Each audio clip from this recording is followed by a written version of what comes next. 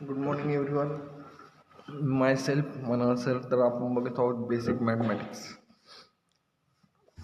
या बेसिक मॅथमॅटिक्समध्ये आपण लास्ट लेक्चरला बघितलं आहे की या मेजरेशन हा जो चॅप्टर बघतोय, या मेजरेशन या चॅप्टरमधले काही इम्पॉर्टन्स फॉर्म्युले आहे ते आपण लास्ट लेक्चरला बघितले. त्याचबरोबर काही एक्झाम्पल आपण त्यामध्ये बघितले. तर त्यामध्ये फर्स्ट जो एक्झाम्पल होतं की if the diagonal of rhombus are 16 centimetre and 12 centimetre, find its area. आपल्याला काय फाइंड करायचा? एरिया फाइंड करायचा. तर हे एक्झाम्पल कशा पद्धतीने सॉल्व करायचं आहे तर ते आपण लास्ट लेक्चरला बघितलं. तर हिअर डायगोनल D1 आपणास दिलं आहे. D1ची व्हॅल्यू दिलेली 16 सेंटीमीटर, त्याच पद्धतीने D2ची व्हॅल्यू दिली 12 सेंटीमीटर, बरोबर. आणि एरिया ऑफ रोम्बस दिला आहे आपल्याला. Area of rhombus. आता एरिया ऑफ रोम्बस आपल्याला काय दिला आहे? 1/2 into D1 into D2. 1/2 into D1 into D2 हा काय दिला आहे आपणास? एरिया ऑफ रोम्बस, बरोबर. मग डायगोनल फर्स्ट आणि डायगोनल सेकंड यामध्ये जर व्हॅल्यू आपण पुट केली, यामध्ये जर आपण व्हॅल्यू पुट केला तर आपल्याला इक्वेशन काय येत आहे? 1/2 इंटू 16 इंटू 12. आणि हे जर आपण सॉल्व केलं तर एरिया काय येतो आपल्याला? 96 स्क्वेअर सेंटीमीटर. 96 square centimetre. या पद्धतीनं आपण काय करू शकतो? त्याचा काय करू शकतो? एरिया फाइंड करू शकतो. त्याच पद्धतीनं आपण नेक्स्ट एक्झाम्पल बघितलं. A park is 480 metre long by 320 metre width. It is decide to double its area retaining the rectangular shape by adding strip of equal width to one end and one side. त्यामध्ये find the width of the strip. आपल्याला find काय करायचं? width of the strip आपल्याला find करायचं. ते कशा पद्धतीनं find केलं आहे आपण या कालच्या लेक्चरमध्ये बघितलं. फर्स्ट आपण काय घेतलं? आपल्याला जो दिला आहे अ पार्क इज 480 मीटर लॉंग आणि विड्थ दिली 320 मीटर. त्या ABCD यामध्ये जर आपण ही व्हॅल्यू पुट केली, एरिया ऑफ पार्क ABCD यामध्ये जर व्हॅल्यू पुट केली लेंथ आणि ब्रीथ, तर रेक्टँग्युलरचा फॉर्म्युला काय आहे? एरियाचा लेंथ इंटू ब्रीथ. मग ही व्हॅल्यू जर आपण पुट केली तर 480 इंटू 320 म्हणजे आपलं आन्सर काय येतं? 1,53,600 स्क्वेअर मीटर, बरोबर. हे आपलं आन्सर येत आहे. नेक्स्ट की let the width of the tree be x metre. Let the width of the tree be x meter. Now, new rectangular AB A into B dash into C dash into D dash has a length 480 plus x meter and breadth is equal to 320 plus x meter आपल्याला दिलं. त्यानंतर area of park with strip आपण जर find केला तर तो काय येईल? 480 plus x into 320 plus x. आणि हे जर मल्टिप्लाय केलं तर ते काय येईल? 1,53,600 plus 800 x plus x square. हे काय येईल? Area of rectangular. Next which is the double the area of rectangular आपल्याला दिलेला आहे. Which is the double of area of rectangular of park ABCD. मग आपण काय लिहू शकतो 1,53,600 plus 800x plus x square is equal to 2 into 1,53,600. आणि हे जे इक्वेशन आहे हे जर इक्वेशन आपण जर सॉल्व केलं तर आपल्याला काही x square plus 800x minus 1,53,600 is equal to काय 0. आणि ह्या इक्वेशनचे जर आपण फॅक्टर पाडले तर अशा दोन व्हॅल्यू किंवा त्यांचं मल्टिप्लिकेशन 1,53,600 येईल आणि त्यांचं ॲडिशन 800 येईल. मग त्या दोन व्हॅल्यू कोणत्या आहे 960 आणि 160. मग ते जर यामध्ये जर पुट केलं तर त्याचे जर फॅक्टर पाडले तर x plus 960 into x minus 160 is equal to काय येईल 0. म्हणजे एकची व्हॅल्यू मायनस 960 आणि ह्या एकची व्हॅल्यू काय येईल 160. Now x can never be negative. Width of the trim x is equal to काय येईल 160. या पद्धतीने आपण जो थर्ड एक्झाम्पल आपणास दिलं आहे. The area of rectangular of courtyard is 3,000 square meter and its sides area in the ratio is 6:5. आणि आपल्याला find the perimeter of courtyard find करायचं बरोबर. त्यानंतर एक्झाम्पल नंबर 4. आता एक्झाम्पल नंबर 4 आपल्याला दिला आहे नेक्स्ट एक्झाम्पल की area of square is the same as the area of rhombus. आपल्याला काय सांगितलं की area of square is the same as the area of rhombus. Area of rhombus is 64 square meter. One diagonal of rhombus is twice the other. Find the ratio of their perimeter. Find the ratio of their perimeter आपल्याला find करायचं. तर आपल्याला एक्झाम्पलमध्ये काय दिलं आहे की area of square दिला. Area of square is the same as the area of rhombus आपल्याला दिला. Area of square is the same as the area of rhombus दिला आहे. त्याच पद्धतीनं area of rhombus is 64 square meter आपल्याला दिली आणि one diagonal of rhombus is twice the other. आणि आपल्याला काय फाइंड करायचं की find the ratio of their perimeter. Find the ratio of their perimeter आपल्याला फाइंड करायचं.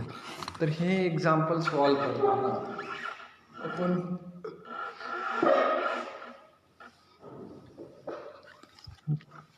कशा पद्धतीनं सॉल्व करू शकतो.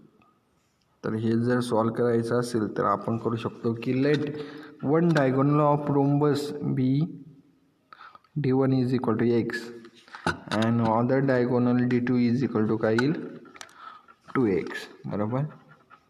मग area of rhombus is equal to काय येईल 1/2 D1 into D2. Area of rhombus काय येईल 1/2 D1 इंटू D2. मग यामध्ये जर आपण ह्या व्हॅल्यू पुट केल्या तर हे काय येईल 64. हे काय दिलेलं आहे एरिया ऑफ रोम्बसची व्हॅल्यू दिलेली 64 आणि यामध्ये D1 आणि D2 जर आपण पुट केली तर 64 is equal to 1/2 into x into 2x. आणि हे जर आपण सॉल्व केलं तर ते काय येईल x square is equal to 64. म्हणजे एकची व्हॅल्यू काय येईल 8. x इज इक्वल टू काय येईल 8. मग ह्यामध्ये जर आपण ह्या व्हॅल्यू आपण जर पुट केल्या तर डायगोनल ऑफ रोम्बस आपल्याला जर फाइंड करायचा असेल तर तो कशा पद्धतीनं फाइंड होईल. तर डायगोनल ऑफ रोम्बस आर कशा पद्धतीने D1 is equal to 8 and D2 is equal to 60. मग यामध्ये जर व्हॅल्यू पुट केल्या तर डायगोनल ऑफ रोम्बस आपल्याला फाईंड करायचा, तर तो काय येईल, diagonal bisect each other at a right angle. हा जर फॉर्म्युला आपण यामध्ये पुट केला तर एस इज इक्वल टू काय येईल, square root of D1 square divided by 4 plus D2 square divided by 4. मग हे जर सॉल्व केलं तर काय येईल, 64 प्लस 16 म्हणजे yes diagonal bisect each other at a right angle. या पद्धतीने नेक्स्ट हे जे ॲडिशन केलं तर ते काय येईल, स्क्वेअर रूट ऑफ 80. आणि म्हणजेच आपण काय लिहू शकतो, 4 इंटू स्क्वेअर रूट ऑफ 5. म्हणजे perimeter of rhombus is equal to काय येईल, 44S. Perimeter of rhombus means 4S. S means काय, साईड, म्हणजे 4 इंटू 4 रूट 5 म्हणजे आपलं काय आन्सर आलं, 16 रूट 5. हे आलं पेरिमीटर ऑफ रोम्बस. बरोबर. अजून एरिया ऑफ स्क्वेअर याचा फॉर्म्युला काय आहे की साईड स्क्वेअर. मग आपल्याला एरिया ऑफ स्क्वेअर ही किती दिलेली आहे, 64 आणि साईड स्क्वेअर म्हणजे आपली साईडची व्हॅल्यू काय येते, 8. बरोबर. मग perimeter of square is equal to 4 into side म्हणजे 4 इंटू काय येईल, 8. मग रेशो ऑफ देअर पेरिमीटर, आपला जो रोम्बसचा पेरिमीटर जो आलेला होता तो काय आहे, 16 root 5 divided by ratio of square. स्क्वेअरचा रेशो काय आलेला, स्क्वेअर काय आलेला आहे आपली, त्याची साईड काय आलेली आहे, 32 म्हणजे काय येईल, रूट 5 डिवायडेड बाय 2. हे त्याचं काय येईल, आन्सर येईल. या पद्धतीने काय करायचे, हे एक्झाम्पल सॉल्व करायचे.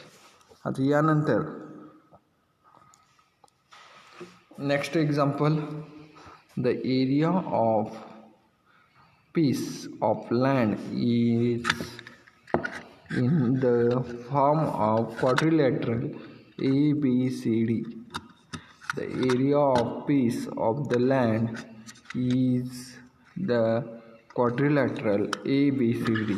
The diagonal AC is 400 meter long, offset to B is 220 meter and offset of D is 98 meter दिलाय. आणि आपल्याला काय फाइंड करायचं, फाइंड द एरिया. त्या क्वाड्रिलॅटर ABCDचा काय करायचा, एरिया फाइंड करायचा. तर त्यामध्ये the area of piece of land in the form quadrilateral ABCD, the diagonal AC ची व्हॅल्यू काय दिलेली, 400 मीटर. त्याच पद्धतीनं 400 metre long, offset to B ची काय दिली, 220 मीटर अँड ऑफसेट डी ही व्हॅल्यू काय दिली, 98 मीटर. आणि आपल्याला काय सांगितलं, एरिया ऑफ क्वाड्रिलॅटर आपल्याला फाइंड करायचं.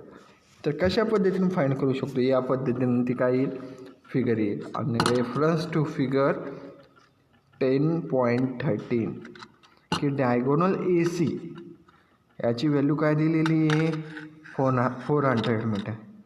ऑफसेट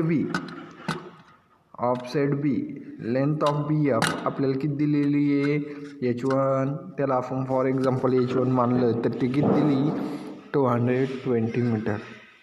त्याच पद्धतीने offset B length of D आपल्याला किती दिलेली आहे, H2 ती किती दिली, 98. बरोबर. मग नाव area of quadrilateral ABCD is equal to area of triangle ABC plus area of triangle ADC. या पद्धतीने आपण काढू शकतो. तर मग एरिया ऑफ ट्रायंगल ABC चा फॉर्म्युला आपण काय यूज करू शकतो की 1/2 into AC into H1. AC means काय, बेस, आणि H1 मीन्स आपल्याला हाईट दिलेली आहे. त्याच पद्धतीने plus 1/2 into AC into H2 ची व्हॅल्यू दिलेली 98 आणि ह्या व्हॅल्यू जर आपण यामध्ये पुट केल्या तर ते काय येईल. आता ए सीची व्हॅल्यू काय दिलेली 400. मग ए सी कॉमन काढू. 1/2 इंटू ए सी ब्रॅकेटमध्ये H1 + H2. ए सीची व्हॅल्यू जर 400 आपण यामध्ये जर पुट केली तर ते काय येईल 1/2 इंटू 400 ब्रॅकेटमध्ये 220 + 98. मग हे जर सॉल्व केलं तर ते काय येईल 200 इंटू 318 म्हणजे 63,600 स्क्वेअर मीटर. या पद्धतीने हे जे एक्झाम्पल आहे जर सिम्प्लिफाय केलं तर या पद्धतीने त्याचा आन्सर येईल. आता यानंतर अजून एक एक्झाम्पल बघूया की find the length of the longest pole that can be placed in room 12 meter long and 9 meter broad and 8 meter height. Find the length of the longest pole. आपल्याला फाइंड करायचं. तर यामध्ये आपल्याला लेंथ किती दिली 12 metre, bed किती दिली 9 metre आणि हाईट किती दिली 8 मीटर. तर नेक्स्ट की the longest pole that can be placed in till will be equal to the length of the diagonal. मग longest pole is equal to काय येईल लेंथ ऑफ द डायगोनल म्हणजे square root of एलचा square plus बीचा square plus एचचा square. मग यामध्ये आपल्याला लेंथ बेड आणि हाईट आपल्याला काय दिलेली आहे.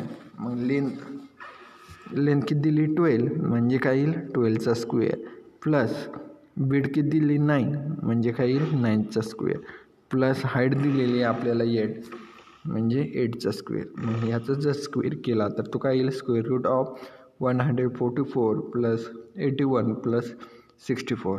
हे जर सॉल्व केलं तर ते काय येईल स्क्वेअर रूट ऑफ 289.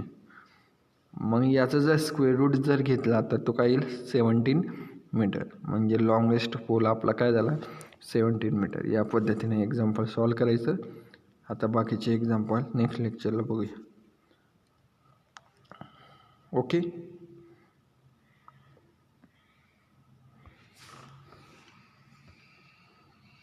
त्यामध्ये अजून एक एक्झाम्पल बघूया की 4 equal circle of radius R cut from the metal plate 14 centimetre into 14 centimetre.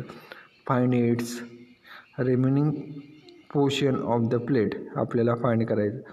आपल्याला 4 इक्वल सर्कल दिलेलं आहे of the radius R cut out from the metal दिला आहे प्लेट 14 सेंटीमीटर इंटू 14 सेंटीमीटर.